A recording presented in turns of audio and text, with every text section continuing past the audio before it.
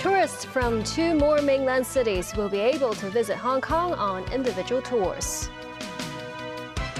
Xia Baolong on the second day of fact-finding visit to the city. And Joe Biden meets the widow of deceased Russian opposition leader.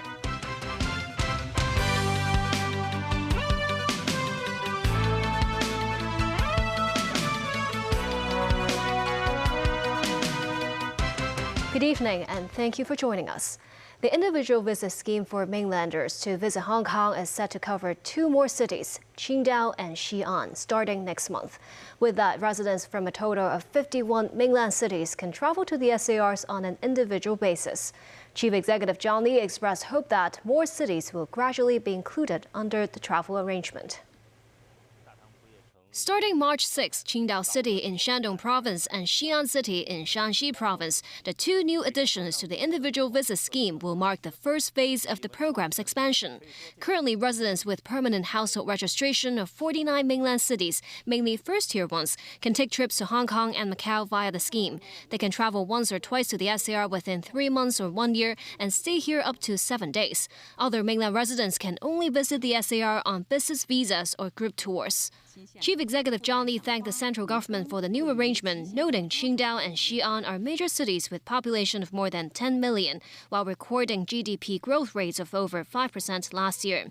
Xi'an's GDP reached around 1.2 trillion yuan last year. For Qingdao, 1.58 trillion yuan. Lee said their high-income, high-spending residents could be high-value overnight tourists to Hong Kong. Retail sector lawmaker Peter Xu said the individual visit scheme's expansion can benefit various sectors, from retail and hospitality to the catering industry. But to maximize the effectiveness, Xu said the government should also raise the $5,000 duty-free allowance of each mainland tourist to $100,000 a year, the same as Hainan Province. The director of Beijing's Hong Kong and Macau Affairs Office, Xia Baolong, continued his visit in the city today. His itinerary included meeting executive council members and some lawmakers, as well as holding discussions with business leaders on issues that include Article 23's legislation work and the city's economic development. Day 2 of the Hong Kong trip of Xia Baolong, director of the Hong Kong and Macau Affairs Office. He started the day with a visit to the chief executive's office. It's understood he had breakfast with executive council members and met with some lawmakers for around 2 hours, including Legislative Council President Andrew Leung and 25 chairpersons and deputy chairpersons of LegCo committees, including Starry Lee, who chairs the House Committee, Ben Chan, who chairs the Transport Panel, and Lo Wai Kwok, chairman of the Panel on Development. Participating lawmakers said views were exchanged on issues encompassing Article 23's legislation efforts, Hong Kong's economic development, the integration into the Greater Bay Area, patriotic education, and the Northern Metropolis Development Project. The central government do support and care Hong Kong very much.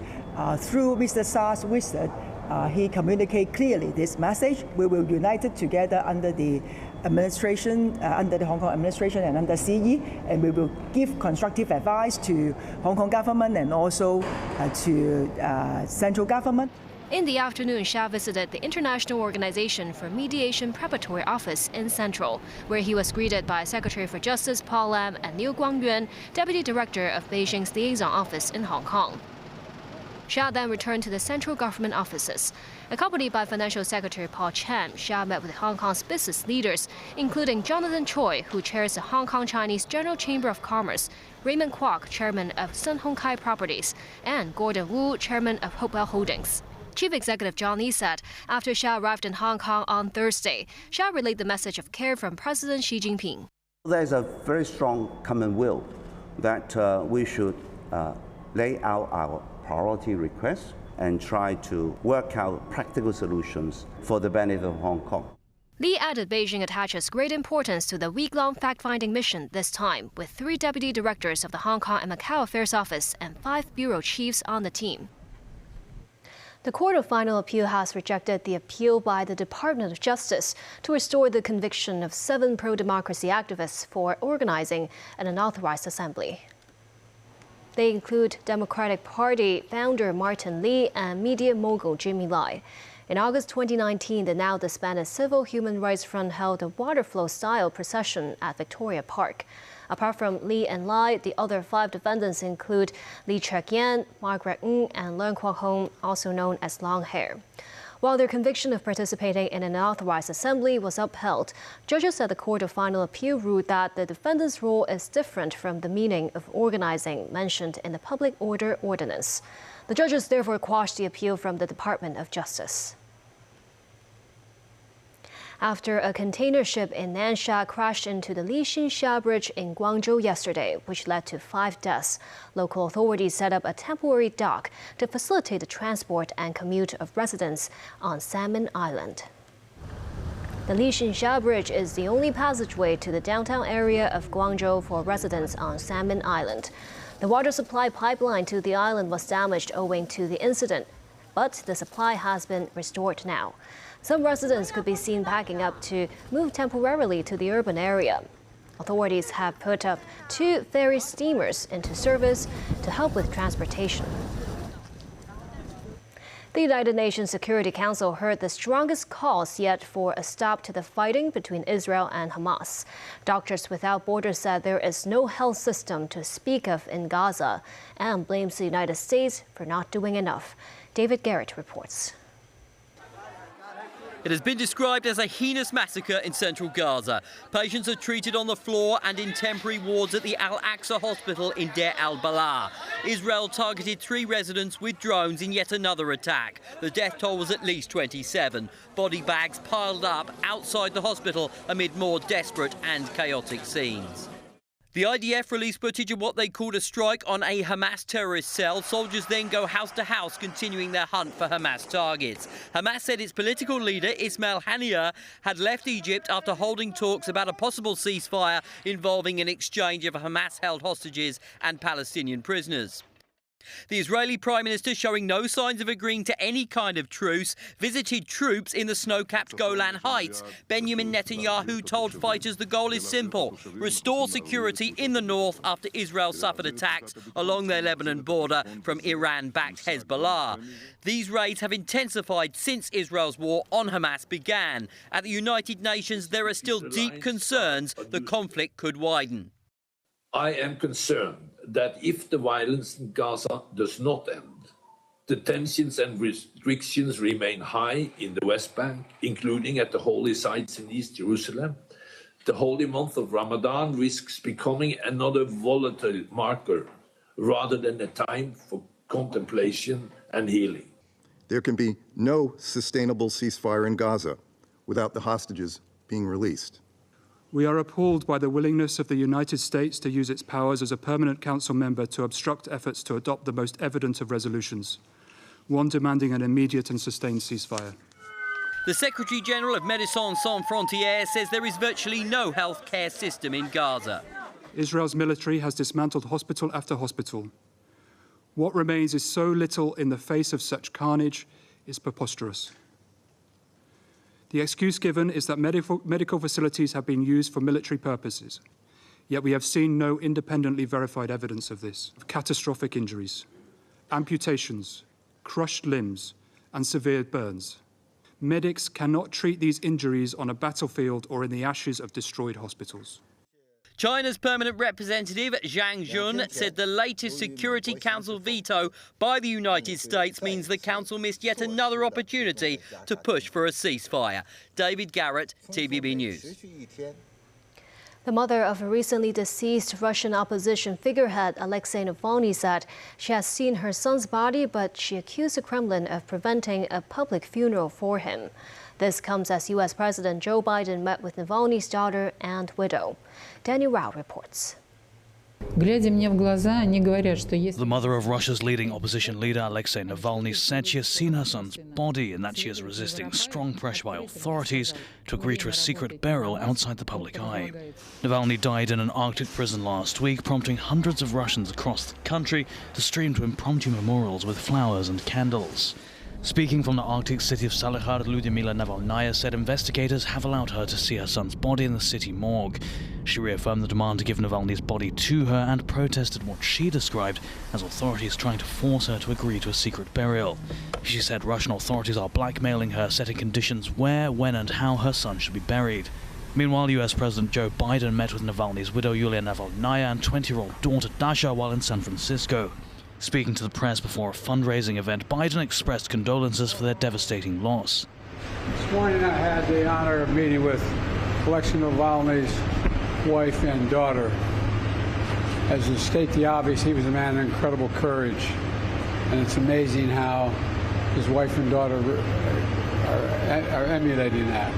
But the one thing that was made clear to me is that Yolanda is she's gonna continue the fight he had underway. So we're not letting up. Thank you.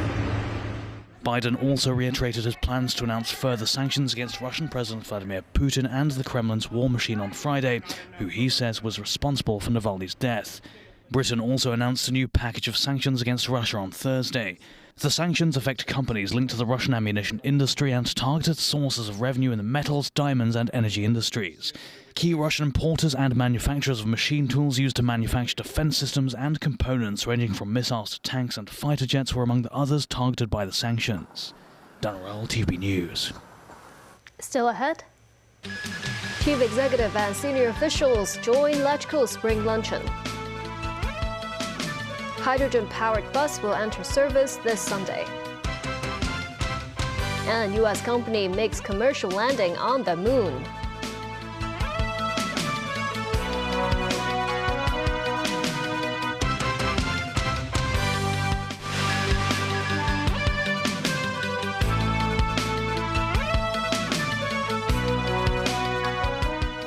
Welcome back. Chief Executive John Lee and other senior government officials attended the spring luncheon held at the Legislative Council today. Before the luncheon began, the city leader watched a Chinese orchestra performance by primary students. Also in attendance were Chief Secretary for Administration Eric Chen and Financial Secretary Paul Chan. LegCo President Andrew Leung delivered a speech at the banquet hall, saying he's confident that the city's economy will show promising improvement with the legislation of Article 23. City Bus's first hydrogen-powered bus, the first such vehicle in the city, will enter service on Sunday. Timothy Lee was on board the bus for a test ride. Another major step for Hong Kong's path towards achieving zero-emission transportation. The City Bus hydrogen-powered double-decker will begin its public service at 11 a.m. on Sunday, carrying passengers from Mukon Street and Kai Tak through areas such as Kowloon City, Yau Tsum Mong and Sham Shui Po, before reaching Hoi Tat and Cheung Sha Wan. Owing to legal restrictions on hydrogen buses traveling across tunnels, the hydrogen double-decker will only operate in Kowloon in its early phase. With some voicing safety concerns regarding the vehicle's use of a new energy source, Citybus stressed the bus has undergone numerous tests and is in safe hands. I think safety is a very important issue when we consider to bring in the hydrogen bus in Hong Kong. And actually, the bus itself has been examined by the Hong Kong Transport Department, and it actually passed all the examination and got the license to run on the Hong Kong road. And also, we have provide a lot of training to our bus captain, so they know how to handle any emergency cases. The bus was developed in a joint effort between Citybus and Mainland Automobile Company Wisdom Motor, and is the first licensed hydrogen-powered bus in the city. Citybus said one of the primary benefits of the new bus is its time and cost efficiency. The company noted that while its electric bus has a range of 200 kilometers after being charged for around 3 hours, its hydrogen counterpart has a range of 400 kilometers after being refueled for just 10 to 15 minutes. Citybus also noted it will build a new hydrogen refueling station later this year, which can help refuel 10 to 12 buses per day, and that it aims to replace its fleet of diesel buses with the zero-emission ones by 2045. Passengers can find several cylinders at the back of this hydrogen-powered double-decker, where hydrogen undergoes a chemical reaction with oxygen in this fuel cell to power the vehicle. As you can see here, the bus does not emit exhaust gas, just water. Timothy Lee, TVB News.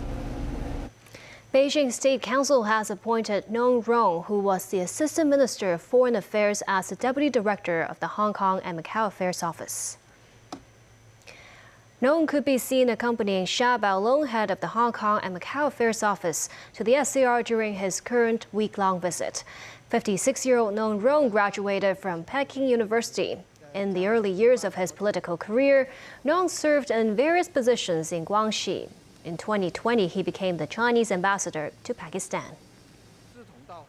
South Korea raised its health alert to the highest level on Friday after a mass walkout by trainee doctors this week.